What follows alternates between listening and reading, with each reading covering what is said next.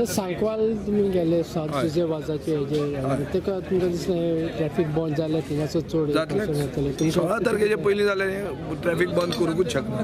गोंयचो एकूच सांत आहा तो सांत जोसेफास आनी ताजे नव्याना सुरवात जाता 6 तारखेच्यान 7 तारखेच्यान आनी 16 तारखेक फेस्त आहा.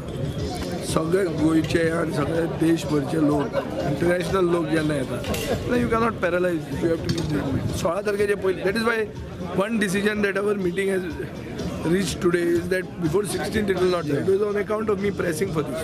तुमच्या लोकला कडेन मिटींग जाल्ली जायत थिंगासर लोकलांचे कडेन मिटींग लोकलांचो इशू आहा.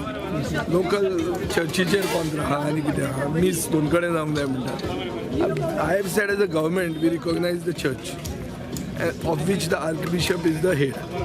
We cannot go for democracy there and listen to every single person. आता कोण तरी आयला तो म्हणटा खंय आपल्या पुजा करपा जाय म्हणटा मॉन्युमेंटाचेर तूं पुजा कसो करतलो. It is owned by the church. It is only maintained by archaeology department. It is not owned by archaeology. So I am not giving them permission to hold the mass. The mass is being held there because it is owned by the church. And it is only being maintained by archaeology and archive department. So if you want to hold a puja there, or if you want to hold a meeting there, you'll have to get NOC from the church.